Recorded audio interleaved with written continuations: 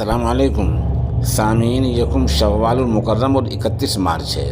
خبر کا عنوان ہے چالان بھرنے میں تاخیر ہونے پر آپ کا ڈرائیونگ لائسنس رد ہو سکتا ہے۔ خبر تفصیل سے سنیے۔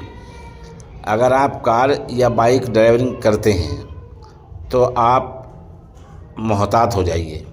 اس نئے مالی سال سے ٹریفک نیم، ٹریفک کے ضابطے اور سخت ہو گئے ہیں۔ اگر آپ کے پاس پہلے سے کچھ پینڈنگ چالان ہیں اور آپ نے ابھی تک ان کی ادائیگی نہیں کی ہے تو یہ آپ کو کافی مہنگا پڑ سکتا ہے۔ نئے قواعد کے تحت آپ کا ڈرائیونگ لائسنس تک ضبط ہو سکتا ہے۔ نئے ٹریفک کا ضابطہ کیا ہے، ایک نظر ڈالیں۔ ٹریفک ضابطے کی خلاف ورزی کرنے والوں کو بروقت جرمانہ ادا نہ کرنے پر سزا دینے کے مقصد سے سرکار نے ایک نیا سخت حل پیش کیا ہے۔ اگر آپ کے پاس پچھلے 3 مہینوں سے ای چالان ہے اور آپ اس کی ادائیگی نہیں کر رہے ہیں تو قانونی ایجنسیوں کے ذریعے آپ کا ڈرائیونگ لائسنس جلد ہی معطل کیا جا سکتا ہے، رد ہو سکتا ہے۔ اس کے علاوہ اگر آپ کے پاس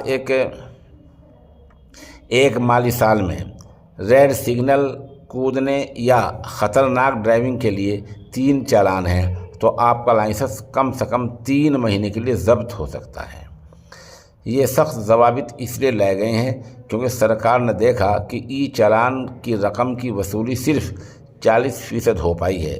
سخت ضابطے نہ صرف آپ کے ڈرائیونگ لائسنس کو خطرے میں ڈالیں گے بلکہ ذرائع کا کہنا ہے کہ سرکار ایک منصوبہ تیار کر رہی ہے جس میں پچھلے مالی سال سے کم